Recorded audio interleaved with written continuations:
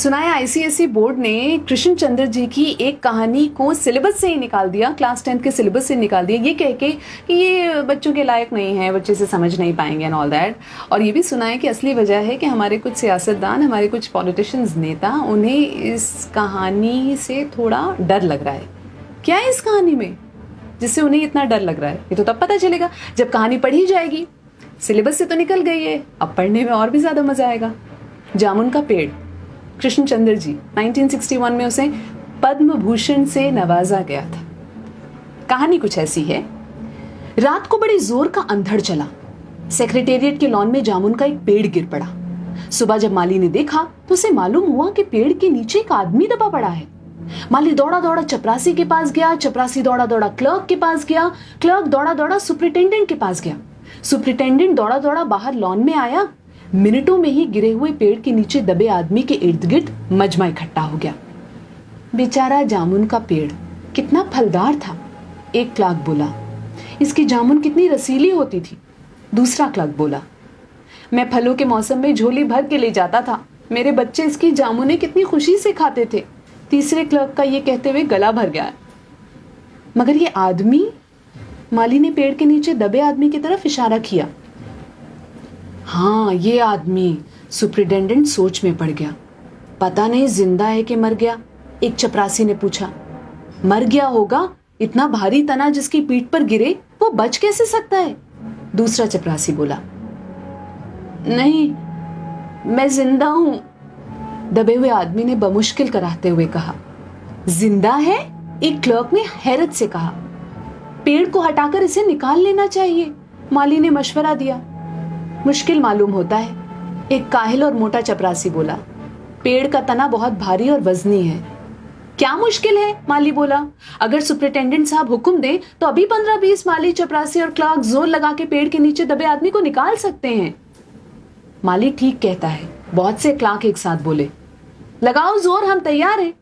एकदम बहुत से लोग पेड़ को काटने पर तैयार हो गए। ठहरो, सुपरिटेंडेंट बोला, मैं अंडर सेक्रेटरी से मशवरा कर लूं। सुपरिटेंडेंट अंडर सेक्रेटरी के पास गया, अंडर सेक्रेटरी डेप्यूटी सेक्रेटरी के पास गया, डेप्यूटी सेक्रेटरी जॉइंट सेक्रेटरी के पास गया, जॉइंट सेक्रेटरी चीफ सेक्रेटरी के पास गया, चीफ सेक्रेटरी ने जॉइंट सेक्रेटरी से कुछ कहा, जॉइंट सेक्रेटरी ने डेप्यूटी सेक्रेटरी से कुछ कहा, डेप्यूटी सेक्रेटरी ने अंडर सेक्रेटरी से कुछ कहा। फाइल चलती रही। इसी में आधा दिन गुजर गया।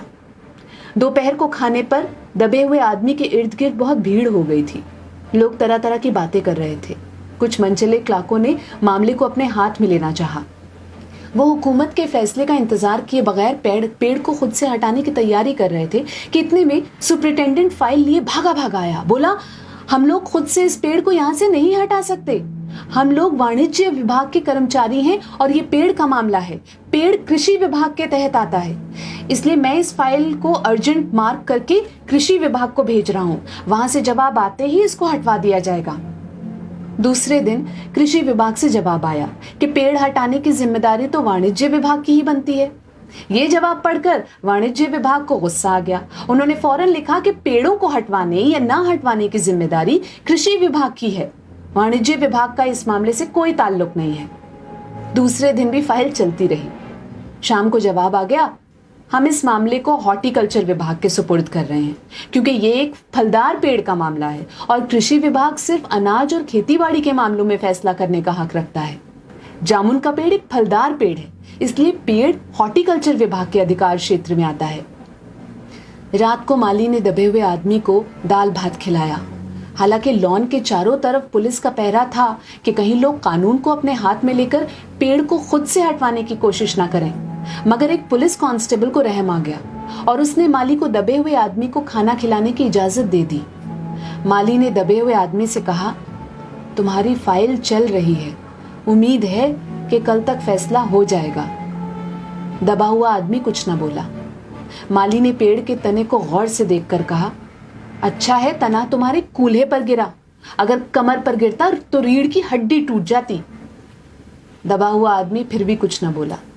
माली ने फिर कहा, तुम्हारा यहाँ कोई वारिस हो तो मुझे उसका अता पता बताओ, मैं उसे खबर देने की कोशिश करूंगा। मैं लावारिस हूं, दबे हुए आदमी ने बड़ी मुश्किल से कहा। माली अफसोस जाहिर करता हुआ वहां से हट गया। तीसरे दिन हॉर्टिकल्चर विभाग से जवाब आ गया। बड़ा कड़ा जवाब लिखा गया था, काफी आलोचना के साथ। उससे हॉर्टिकल्चर विभाग का सेक्रेटरी साहित्यिक मिजाज का आदमी मालूम होता था।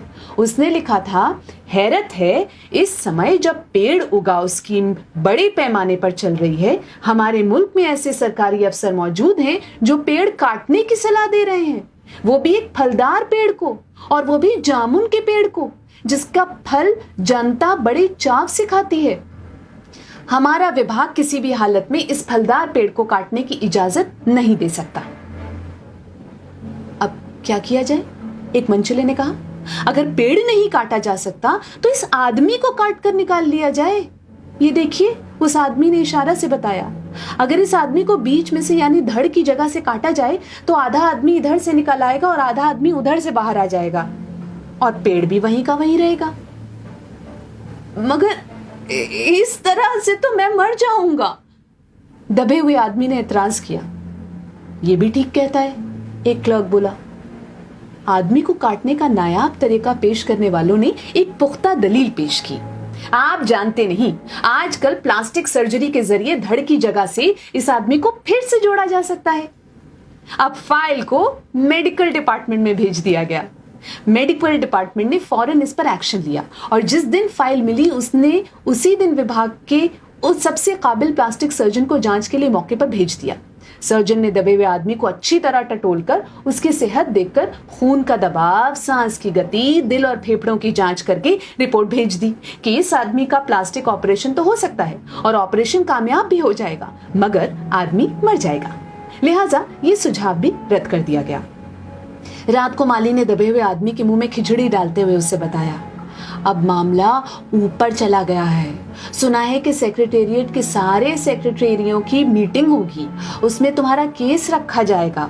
उम्मीद है सब काम ठीक हो जाएगा। दबा हुआ आदमी एक आह भरकर आहिस्ता से बोला, हमने माना कि तगाफुल न करोगे, लेकिन खाक हो जाएंगे हम तुमको खबर होने तक। माली ने अचंभे से मुंह में उंगली दबाई, हैरत से बोला, क्या तुम शायर हो? दबे हुए आदमी ने आहिस्ता से सर हिला दिया। दूसरे दिन माली ने चपरासी को बताया, चपरासी ने क्लर्क को और क्लर्क ने हेड क्लर्क को। थोड़ी देर में सेक्रेटेरिएट में यह बात फैल गई कि दबा हुआ आदमी शायर है। बस फिर क्या था, लोग बड़ी संख्या में शायर को देखने के लिए आने लगे। इसकी खबर शहर में फैल गई और शाम तक मोहल्ले मोहल्ले से शायर जमा होने शुरू हो गए। सेक्रेटेरिएट का लॉन भांति भांति के शायरों से भर गया। सेक्रेटेरिएट के कई क्लर्क और अंडर सेक्रेटरी तक, जिन्हें अदब और शायर से लगाव था, रुक गए। कुछ शायर दबे हुए आदमी को अपनी गजलें सुनाने लगे। कई क्लर्क अपनी गजलों पर उनसे सलाह मशवरा मांगने लगे। जब ये पता चला कि दबा हुआ आदमी शायर है तो सेक्रेटेरिएट की सब कमेटी ने फैसला किया कि चूंकि दबा हुआ आदमी एक शायर है, लिहाजा इस फाइल का ताल्लुक ना तो कृषि विभाग से है और ना ही हॉर्टिकल्चर विभाग से, बल्कि सिर्फ संस्कृति विभाग से है। अब संस्कृति विभाग से गुजारिश की गई कि वो जल्द से जल्द इस मामले में फैसला करें और इस बदनसीब शायर को इस पेड़ के नीचे से रिहाई दिलवाई जाए। फाइल संस्कृत विभाग के अलग अलग सेक्शन में होती हुई साहित्य अकादमी के सचिव के पास पहुंची। बेचारा सचिव उसी वक्त अपनी गाड़ी में सवार होकर सेक्रेटेरिएट पहुंचा और दबे हुए आदमी से इंटरव्यू लेने लगा। तुम शायर हो? उसने पूछा। जी हाँ, दबे हुए आदमी ने जवाब दिया। क्या तखल्लुस रखते हो? अवस। अवस? सचिव जोर से चीखा, क्या तुम वही हो जिसका मजमुआ कलामे अक्स के फूल हाल ही में प्रकाशित हुआ है? दबे हुए शायर ने इस बात पर सिर हिलाया। क्या तुम हमारी अकादमी के मेंबर हो? सचिव ने पूछा। नहीं। हैरत है, सचिव जोर से चीखा, इतना बड़ा शायर, अवस के फूल का लेखक और हमारी अकादमी का मेंबर नहीं? उफ, कैसी गलती हो गई हमसे। कितना बड़ा शायर और कैसे गुमनामी के अंधेरे में दबा पड़ा है। गुमनामी के अंधेरे में नहीं, बल्कि एक पेड़ के नीचे दबा हुआ। भगवान के लिए मुझे इस पेड़ के नीचे से निकालिए।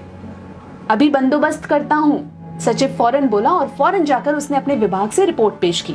दूसरे दिन सचिव भागा भागा शायर के पास आया और बोला, मुबारक हो, मिठाई खिलाओ, हमारी सरकारी अकादमी ने तुम्हें अपनी साहित्य समिति का सदस्य चुन लिया है। ये लो ऑर्डर की कॉपी। अरे मुझे मगर इस पेड़ के नीचे से तो निकालो, दबे हुए आदमी ने कर्राह कर कहा। उसकी सांस बड़ी मुश्किल से चल रही थी और उसकी आंखों से मालूम होता था कि वो बहुत कष्ट में है। ये हम नहीं कर सकते, सचिव ने कहा। जो हम कर सकते थे वो हमने कर दिया। बल्कि हम तो यहाँ तक कर सकते हैं कि अगर तुम मर जाओ तो तुम्हारी बीवी को पेंशन दिला सकते हैं। अगर तुम आवेदन दो तो हम ये भी कर सकते हैं। मैं अभी जिंदा हूं, शायर रुक रुक कर बोला। मुझे जिंदा रखो। मुसीबत ये है कि सरकारी अकादमी का सचिव हाथ मलते हुए बोला, हमारा विभाग सिर्फ संस्कृति से ताल्लुक रखता है। आपके लिए हमने वन विभाग को लिख दिया है, अर्जेंट लिखा है। शाम को माली ने आकर दबे हुए आदमी को बताया कि कल वन विभाग के आदमी आकर इस पेड़ को काट देंगे और तुम्हारी जान बच जाएगी। माली बहुत खुश हुआ। हालांकि दबे हुए आदमी की सेहत जवाब दे रही थी, मगर वो किसी न किसी तरह अपनी जिंदगी के लिए लड़े जा रहा था। कल तक सुबह तक किसी न किसी तरह उसे जिंदा रहना है।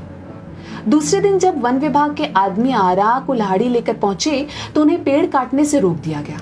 मालूम हुआ कि विदेश मंत्रालय से हुक्म आया है कि इस पेड़ को न काटा जाए। वजह यह थी कि इस पेड़ को 10 साल पहले पिटोनिया के प्रधानमंत्री ने सेक्रेटेरिएट के लॉन में लगाया था। अब ये पेड़ अगर काटा गया तो इस बात का पूरा अंदेशा था कि पिटोनिया सरकार से हमारे संबंध हमेशा के लिए बिगड़ जाएंगे। मगर एक आदमी की जान का सवाल है, एक क्लर्क गुस्से से चिल्लाया। दूसरी तरफ दो हुकूमतों के ताल्लुकात का सवाल है। दूसरे क्लर्क ने पहले क्लर्क को समझाया, और ये भी तो समझ लो कि पिटोनिया सरकार हमारी सरकार को कितनी मदद देती है। क्या हम इनकी दोस्ती की खातिर एक आदमी की जिंदगी को भी कुर्बान नहीं कर सकते? शायर को मर जाना चाहिए? बिल्कुल। अंडर सेक्रेटरी ने सुपरिटेंडेंट को बताया। आज सुबह प्रधानमंत्री दौरे से वापस आ गए हैं। आज 4 बजे विदेश मंत्रालय इस पेड़ की फाइल उनके सामने पेश करेगा। वो जो फैसला देंगे वही सबको मंजूर होगा। शाम 4 बजे खुद सुपरिटेंडेंट शायर की फाइल लेकर उसके पास आया। सुनते हो? आती है खुशी से फाइल लहराते हुए चिल्लाया। प्रधानमंत्री ने पेड़ को काटने का हुक्म दे दिया है और इस मामले की सारी अंतर्राष्ट्रीय जिम्मेदारी अपने सर ले ली है।